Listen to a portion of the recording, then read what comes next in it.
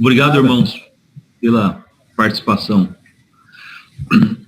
Começar com uma pergunta a nós. Já pensou se você fosse receber um presente?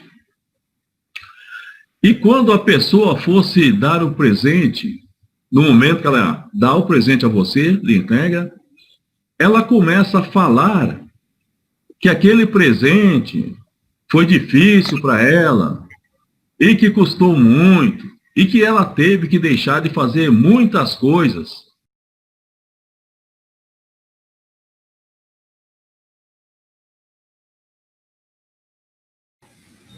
Tá mudo, mano. Isso, sair de volta. Pronto. Ok. Então imagine que ao você receber um presente, esta pessoa começa a falar que aquele presente custou muito e que ela gostaria de ter feito outras coisas, né, com aquele valor, mas que mesmo assim ela estava dando aquele presente a você, mas o seu desejo era fazer outras coisas, comprar outros objetos. E como você se sentiria ao receber um presente e ouvir palavras assim da pessoa que está lhe presenteando? Qual seria o seu sentimento ao receber algo e essa pessoa falar o quanto foi difícil, o quanto ela queria comprar outras coisas, fazer outras atividades com aquele valor?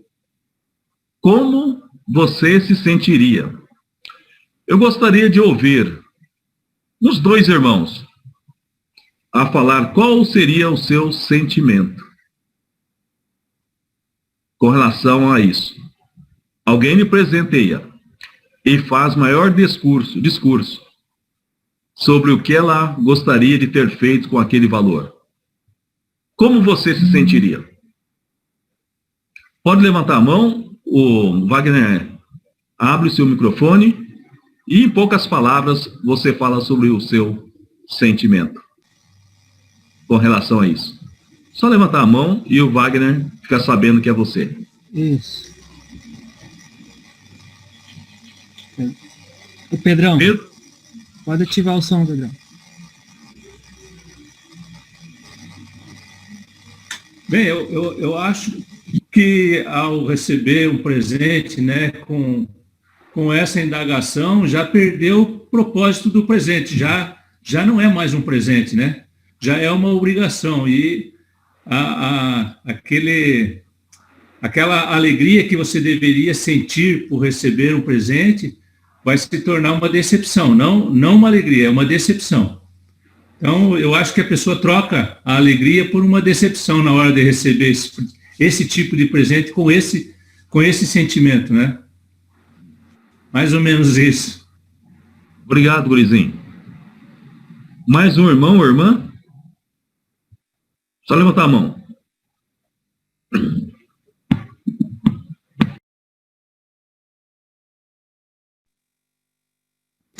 Sérgio, pode falar, Sérgio? Eu ia ficar meio decepcionado, né? Achar que uma pessoa tem que fazer tanto sacrifício para talvez tentar me agradar. Eu acho que com isso, ao invés de eu ir ficar feliz, eu ia ficar decepcionado, porque é chato, né? Um presente tem que ser uma coisa voluntária, assim, você dá desprendido. Não tem que ser com tanto sacrifício, assim. Obrigado, Sérgio. Talvez mais um irmão. Talvez mais um que gostaria de comentar sobre este tipo de presente. Agrair?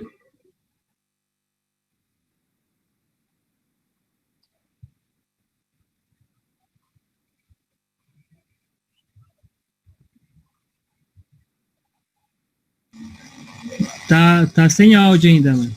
Eu vou pedir para a senhora ativar, agora a senhora clica na tela aí.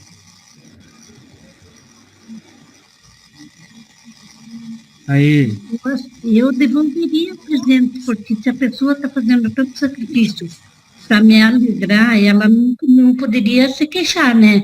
Então, eu devolveria o presente para ela, dizer, ela venda, minha amiga, ou veja quanto que custou para mim poder deixar você feliz, não eu ficar feliz. Porque se eu vou dar um presente, eu não vou falar o preço. Não vou falar que eu fiz sacrifício, que eu deixei de comprar aquilo, aquele outro. Jesus não falou para nós, olha, eu deixei da minha glória lá para morrer por vocês. Então, não ia fazer isso, não ia aceitar o presente dessa pessoa. Tá. Obrigado, Gaia. Interessante, né? Uma vez que recebemos algo e atitude, né? É como ela conta muito. É isso mesmo. Da mesma forma, sabe? Da mesma maneira, como o Senhor, como Deus aceitará oferta, né, daqueles que estão ofertando, né, se eles se mostrarem mais preocupados com outras coisas que deveriam fazer, e não do louvor e do agradecimento ao seu Senhor. A mesma coisa é para com Deus, quando estamos ofertando. O sentimento é o mesmo, ou talvez maior ainda, porque Ele é celestial. Imagine Deus, aquele que criou todas as coisas, nos criou, nos deu o grande privilégio em participarmos no seu reino celestial. É um privilégio. É um privilégio que, nessa carta, né, de 2 Coríntios, Paulo fala até mesmo que somos embaixadores deste reino, capítulo 6. E como embaixadores, ele queria dizer que nós estamos aqui, mas nós não pertencemos a este mundo.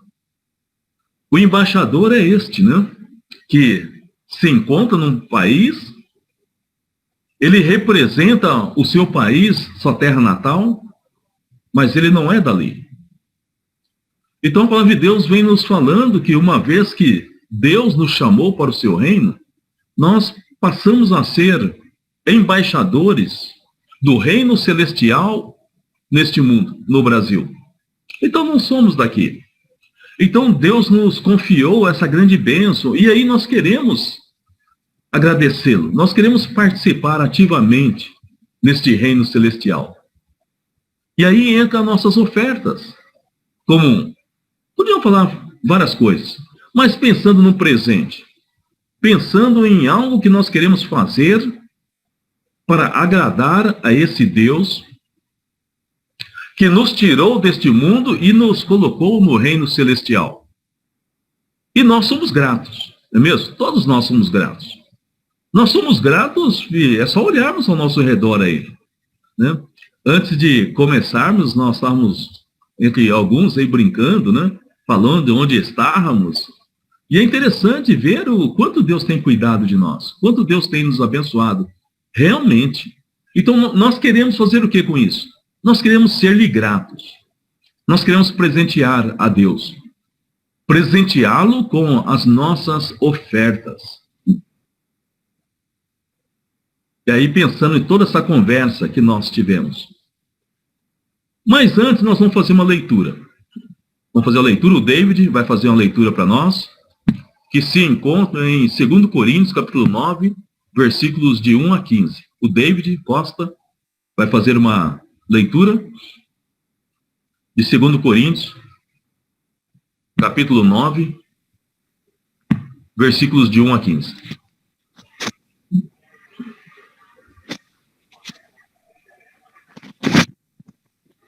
Não tenho necessidade de escrever-lhes a respeito dessa assistência aos santos.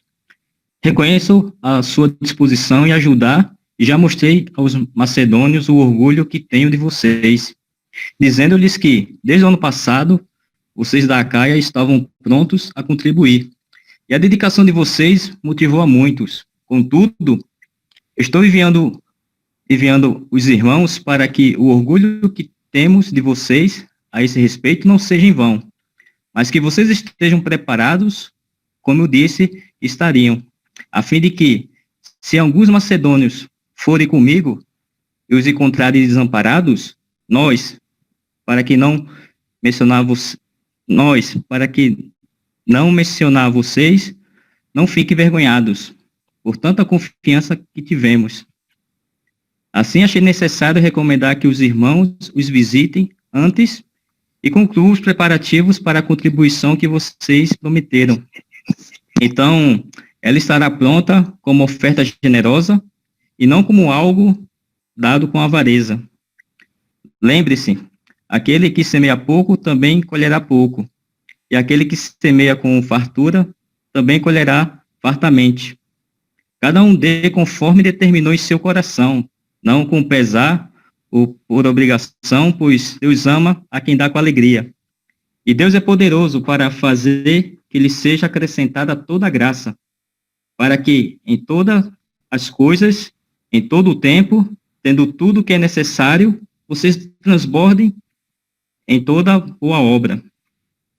Como está escrito, distribuiu, deu seus bens aos necessitados, e sua justiça dura para sempre. Aquele que supre a semente ao que semeia e o pão ao que come, também lhe suprirá e multiplicará a semente e fará crescer os frutos da sua justiça. Vocês serão enriquecidos de todas as formas, para que possam ser generosos em qualquer ocasião, e por nosso intermédio, a sua generosidade resulta em ação de graça a Deus. O serviço ministerial que vocês estão realizando não está apenas suprindo a necessidade do povo de Deus, mas transbordando em muitas expressões de gratidão a Deus. Por meio dessa prova de serviço ministerial, outros louvarão a Deus pela obediência que acompanha a confissão que vocês fazem do Evangelho de Cristo e pela generosidade de vocês em compartilhar seus bens com eles e com todos os outros. E nas orações que fazem por vocês, eles estarão cheios de amor por vocês, por causa da insuperável graça de Deus tem dado a vocês. Graças a Deus por seu dom indescritível. Obrigado, irmão. Obrigado, David. O que nós podemos aprender dessa carta do nosso irmão apóstolo Paulo aos Coríntios? A respeito de darmos, de ofertarmos com alegria. A alegria tem que ser expressada através do exemplo do ofertante. Um dos exemplos dignos de ser imitado entre os que ofertam com alegria é o desprendimento e o bom grado na hora de ofertar. Quando vamos ofertar a Deus, pegando só este exemplo de gratidão, ok? Podemos ver tantos outros de louvor, glória, enfim, vários motivos. Mas eu gostaria de concentrar no motivo de gratidão. Somos gratos a Deus, não é mesmo? Isso não tem como falarmos que não. Todos nós somos muito gratos por tamanha dádiva, bênção, oportunidades. A família, só olharmos nessa tela aqui, essa família, do qual nós fazemos parte. Pessoas de lugares que jamais iríamos nos encontrar. Temos o relacionamento que nós temos de sempre estar apoiando, incentivando, motivando um ao outro. Muitas vezes, e em muitos casos, nem na família carnal não encontramos isso. Não é mesmo? Nem na família carnal. Onde estamos dispostos a tirar da própria boca para ajudar um ao outro. Na família da fé encontramos isso. Então isso é uma grande bênção, ok? Uma grande dádiva de Deus, que só está em Cristo Jesus. Então nós somos muito gratos, nós somos gratos a Deus pela essa grande oportunidade de ter nos tirado de tal lugar onde estávamos, cada um distante, sem esperança, sem Deus no mundo. E olha agora, olha para essa tela aqui, olha quantas famílias. Olha quantos irmãos. Olha que bênção de Deus de termos essa família. Então nós temos milhares, bilhões de motivos para agradecer a Deus. E como é que nós vamos fazer isso? Diversas maneiras, tá ok? Com a nossa vida, nosso tempo, tudo bem. Mas hoje especificamente, nós estamos falando sobre a questão da nossa oferta a Deus. Mas por que isso? Porque através dessa oferta, essa tela vai ter muito mais pessoas. Através das nossas ofertas, um dia, nossos filhos casados estarão participando dessa tela. Um dia, como já temos aqui, netos estarão participando nessa tela. Alguns aqui, bisnetos, eu acho que tem tataraneto já aqui na tela. Mas por quê? Porque temos ofertado. E essas ofertas têm alcançado mais pessoas. E eu sei que, como eu e você, nós queremos que as nossas gerações futuras estejam no reino de Deus. Façam parte do reino de Deus. Mas para que isso aconteça, nós precisamos continuar ofertando ao Senhor. Precisamos continuar ofertando. Se nós queremos que os nossos, e aqueles que estão ao nosso redor, conheçam a Jesus, realmente, irmãos, a única maneira é através das nossas ofertas que vão chegar até essas pessoas, até esses que não conhecem Jesus, como nós conhecemos. Então nós contribuímos com um espírito de gratidão por tudo que Ele tem feito por mim e por você. E essa oferta, né, ela também é expressada como exemplo do ofertante. O ofertante, ele está sempre pronto.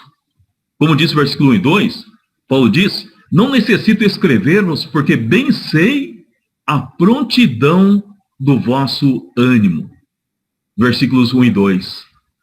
Com estas palavras, o apóstolo expressa não apenas a sua alegria com a prontidão dos coríntios, mas que essa prontidão é o maior exemplo de alegria daquele que oferta. E sabe também que o exemplo do ofertante estimula a muitos. Versículo 2, a parte B diz: o vosso zelo tem estimulado a muitos. A alegria de estar a serviço de Deus é a resposta mais óbvia do exercício, né, do zelo dos coríntios com a obra de Deus. Devido a isto, muitos eram estimulados a agirem com o mesmo entusiasmo. Por que nós ofertamos hoje? Porque nós também temos um exemplo. O exemplo desses irmãos. O exemplo de outros irmãos que ofertaram. Então, o seu exemplo de oferta estimula outros também a ofertarem. E tudo isso está presenteando Deus. Deus está sendo engrandecido.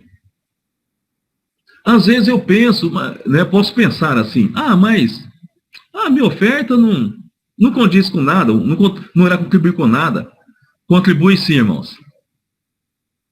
Além de Deus estar recebendo um grande presente seu, a sua oferta está estimulando outros a fazerem também.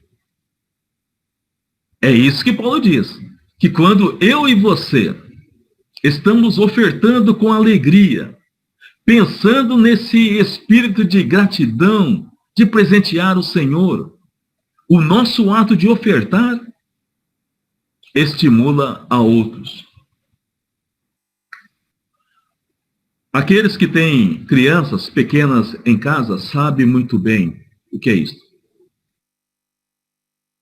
Eles estão vendo se estamos ou não fazendo. E eles estão crescendo. Alguns já cresceram, já casaram. E o seu exemplo está sendo visto. Aquele que oferta está dando exemplo para outros ofertarem também. Ou não. Ou não. Mas que exemplo eu quero deixar para os meus? Que exemplo você quer deixar para os seus? De um ofertante que dá com alegria e é grato em dar e faz o melhor que pode ao Senhor? Ou não? Que exemplo eu quero deixar? Não só estimula a outros, mas, sabe, irmãos, que essa questão de dar, de ofertar, ela também evita a avareza. Evita a avareza. Devido à natureza, a tendência humana é inclinar-se à avareza, que é o apego ao dinheiro e às coisas materiais. É meu, eu vou fazer dele o que eu quero, vou segurar. É uma tendência humana. Mas os que procedem desta forma, a Bíblia nos diz, principalmente em Apocalipse 21:15, que jamais entrarão no reino dos céus. Mas conforme a Bíblia, a avareza, ela é uma certa idolatria. E quando nós ofertamos, nós estamos combatendo a avareza. Não existe outro meio de combater a avareza que vem com o ser humano, que instintamente ele o carrega. A única maneira de se evitar a avareza é eu aprender a ofertar ao Senhor, é contribuir financeiramente. Então, se eu quero evitar a avareza, que é algo totalmente contra o Senhor,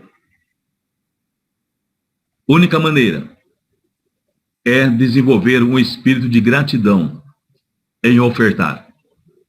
As ofertas faz com que eu deixe de ser uma pessoa avarenta para ser uma pessoa grata a Deus pelos benefícios, as bênçãos recebidas. Então, quando eu oferto, quando você oferta, ela consegue atingir vários pontos da minha própria vida. E ela me ajuda, ela te ajuda a ser uma pessoa melhor. Poderíamos falar que quando estamos ofertando, nós estamos também, além de tudo, demonstrando a nossa confiança no Senhor. Que Ele vai cuidar de nós. Que Ele vai cuidar, vai continuar cuidando da nossa casa. Eu lembro de Davi, né, como mencionei outra vez, no Salmo 51:10, onde ele diz que já fui moço, agora sou velho, e jamais vi o justo desamparado. E nem a sua descendência, ele falou, a mendigar o pão. Davi falando, já fui jovem, agora sou velho, e ele falou assim, eu nunca vi Deus desamparar o justo. O ofertante também. O ofertante. A vida do homem não consiste na abundância de bens que ele possui. Jesus disse em Lucas 12:15, que a vida de um homem não consiste na abundância dos bens que ele possui. Sendo assim, se não evitarmos a avareza, o nosso exemplo cristão está comprometido. Pois uma pessoa avarenta jamais ofertará com alegria. Então, neste caso, o melhor caminho para livrar-se de uma vez por todas da avareza é mortificarmos a carne. Porquanto, se somos mordomos de Deus, devemos contentar-nos com o que temos, pois jamais Ele nos abandonará. Ao procedermos assim, conseguiremos cumprir com grande alegria o que Cristo nos tem ensinado. Mas o que mais podemos ver? Que a alegria é expressada na idoneidade do ofertante. Idoneidade é uma qualidade daquele que tem competência e capacidade intelectiva para desempenhar uma determinada atitude. Sendo assim, é bom afirmarmos que o ato de ofertar não deve ser feito de qualquer forma, como quem passou por uma lavagem cerebral. Está fazendo algo sem ter noção do que seja. Portanto, vamos ver como age um ofertante idôneo. Primeiro, poderíamos dizer que ele é ciente de seus deveres. Ele é ciente. Vamos ler os versículos 1 e 2 novamente. Vamos ver, o David vai ler para nós os versículos 1 e 2 novamente, 2 Coríntios 9.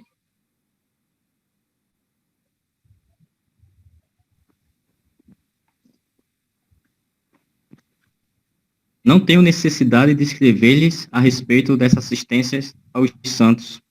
Reconheço a sua disposição em ajudar e já mostrei aos macedônios o orgulho que tenho de vocês, dizendo-lhes que, desde o ano passado, vocês da Acaia estavam prontos a contribuir e a dedicação de vocês motivou a muitos.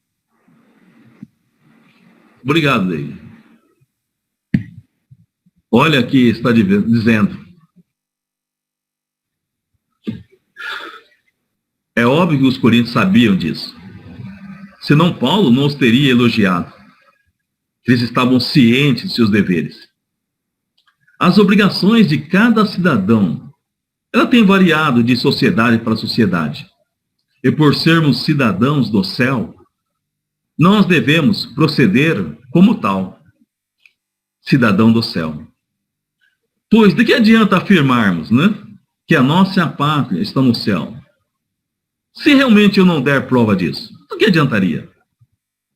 Para ofertar com alegria, não depende do quanto se ganha, mas da consciência que se tem em relação a ela a oferta, a qual será sempre um dever. O ofertante, ele tem conhecimento, ele tem ciência disso, que ele tem um compromisso com o Senhor, que ele quer que essas ofertas cheguem, alcance outros que ainda não conhecem Jesus. Inclusive, muitas vezes em nossa própria casa. Então ele é ciente do seu compromisso em ofertar. Não importa o tempo que ele vive. Olha o exemplo dos irmãos da Macedônia. Situação pior do que a pandemia, realmente. Situações piores, sofrimento, dor e perseguição. E eles eram cientes que precisavam continuar ofertando para que essa obra de Deus, esse ministério de Deus, de reconciliação com os homens, pudessem chegar a todos. Então eles eram cientes do seu compromisso em cooperar grandemente com a obra de Deus. Nós estamos aqui porque, graças a Deus, alguns foram tocados em seus corações e foram cientes do seu compromisso e não deixaram de ofertar. E hoje olhamos para uma tela e vemos mais de 42 telinhas com muitas pessoas, muitos irmãos reunidos, participando desta comunhão. Por quê? Alguns de nós e outros foram cientes da sua responsabilidade em ofertar ou presentear o Senhor, para que através disso, muitos encontrassem Jesus Cristo. Também a alegria, ela é expressada no coração daquele que contribui. Embora o ato de ofertar seja um compromisso de cada cristão, o Senhor está sempre esperando uma iniciativa da nossa parte. E é justamente esta falta de iniciativa que tem afetado, muitas vezes, a estrutura de não se poder evangelizar mais, de não poder se fazer mais, de não poder avançar mais no Evangelho de Cristo. E como já sabemos, isto ocorre porque a obra de Deus não tem ocupado muitas vezes a importância em muitos corações. Por consequência, ainda que contribuam, sempre encontrarão dificuldades em fazer com alegria. Isto é, a obra de Deus tem que continuar, porque Deus nos confiou esse ministério da reconciliação, homens com Deus. E nós, que recebemos essa graça, esse presente, temos que continuar com o nosso compromisso. Temos que continuar, porque não depende do Senhor, depende de nós, porque Ele já fez a sua parte, não é mesmo? Deus já fez tudo. E agora nós precisamos.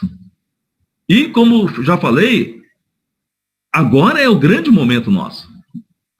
Nós não vamos ter outra oportunidade, talvez, de termos um momento tão difícil na vida como esta pandemia, para continuarmos ofertando.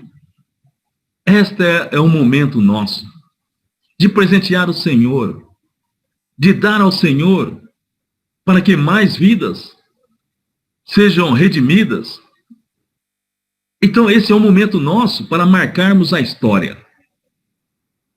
Realmente, é o momento nosso de contribuirmos com os nossos bens e colocarmos um marco na nossa história. Na história, na vida dessa congregação. Que mesmo em meio à pandemia, nós continuamos ofertando e o Evangelho avançando. E vidas sendo salvas. Pessoas saindo das trevas para a luz. Então, este é o nosso dia. Este é o nosso momento. De marcarmos a história. De carimbarmos na história que nós não paramos. Nós não deixamos de ofertar. Nós não deixamos de fazer com que o Evangelho avance. Por quê? Porque nós entendemos que esse é o nosso compromisso.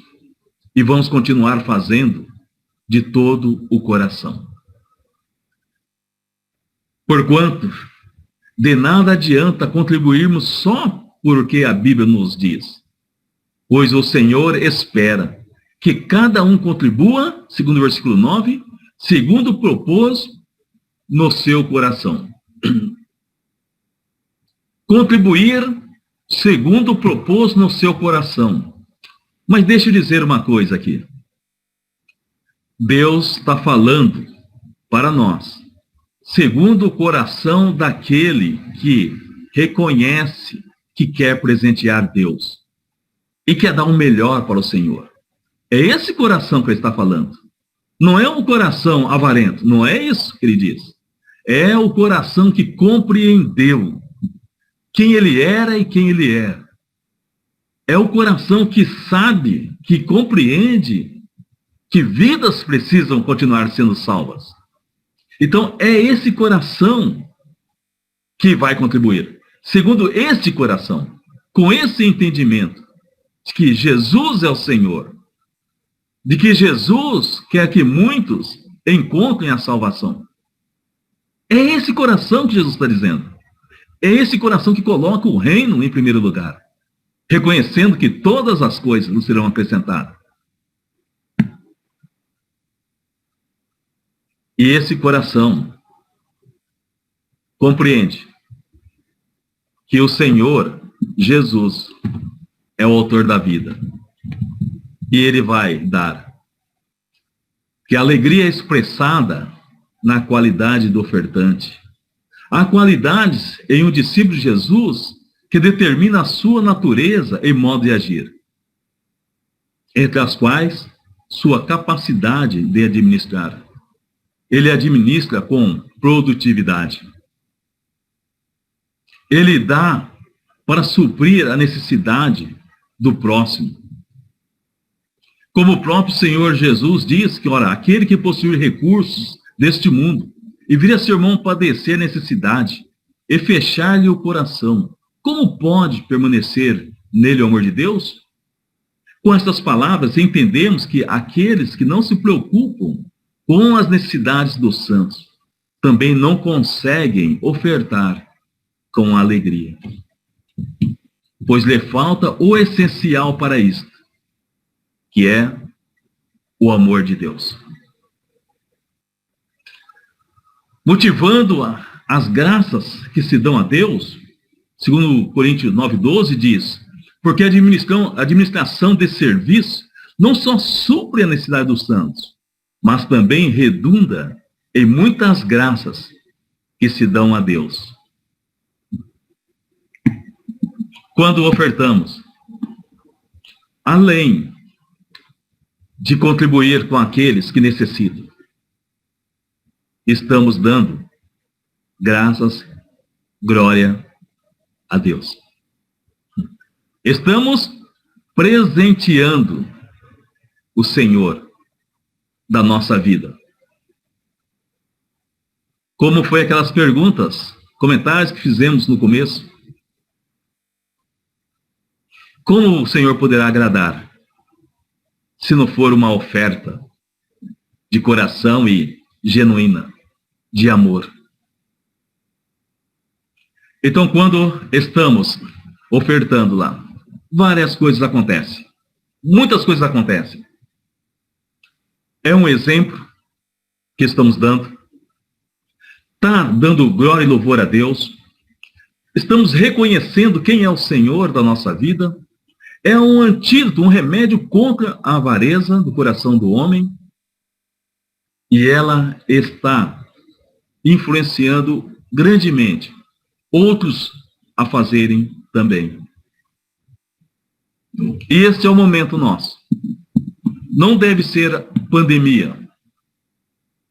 Não deve ser circunstância da vida que deve parar ou bloquear o meu coração ou o seu. Mas devemos fazer com que isso seja motivo de realmente fazermos ainda mais.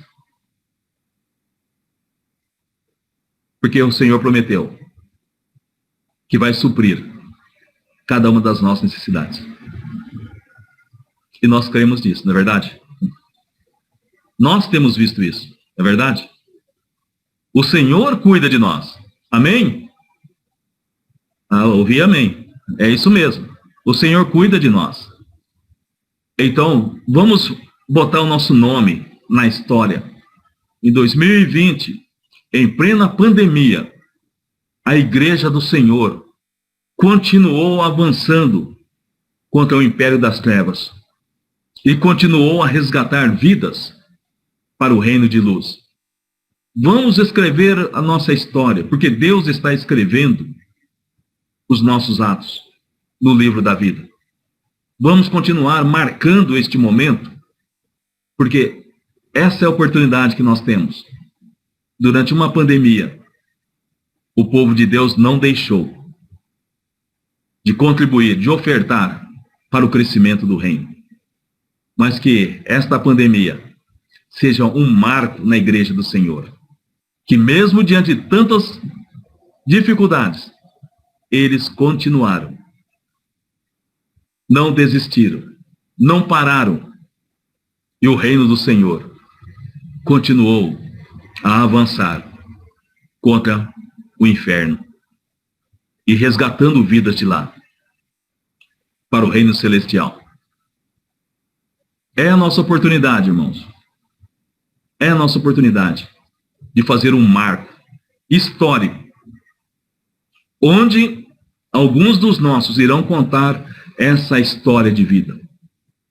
Talvez não vamos ouvir, mas talvez netos, filhos, netos, bisnetos, tataranetos, vão contar que um dia, num ano de 2020, houve um grupo de cidadãos do reino em Curitiba, no centro da cidade, que diante de tamanha dor e tempos difíceis, eles continuaram ofertando para que o reino de Deus avançasse. É a oportunidade, a chance que Deus está nos dando de marcarmos a nossa história. Porque uma história está sendo contada. E que história eu e você queremos que contem sobre nós? Qual a história? Eu quero que contem uma grande história. Que mesmo a pandemia, ele continuou, não deixou de ofertar para que outros pudessem alcançar a salvação. Que este seja o escrito de Deus no livro da vida, sobre eu e sobre você. Porque uma história nós estamos contando. Que história você quer que seja contada? Qual é a história?